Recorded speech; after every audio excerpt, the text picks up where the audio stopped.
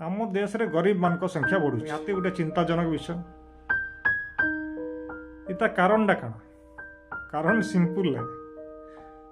आम देश धनी लोक माने देश छाड़ी जाकि बाहर देश रे रहउछन। गला वर्ष 4300 लोग देश छाड़ी भागले। ये तो सब धनी लोग ना।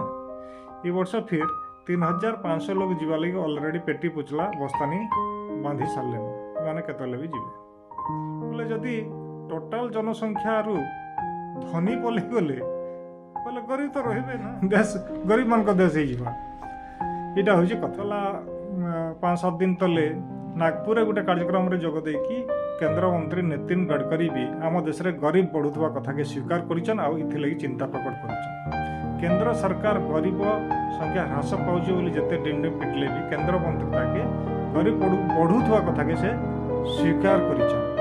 से कहउछन आम देशर संपत्ति किछि धनी लोकर हाथ रे रही जाउछ। संपत्तिर विकेंद्रीकरण उपरे से ताकर मत रखिछन आ कहउछन जे केंद्र सरकार का जे आर्थिक ढांचा अच्छे ताके भी नहीं कि से प्रश्न उठेछन। सरकार ये दिगरे चेतवा कथा बोली से कहिछन।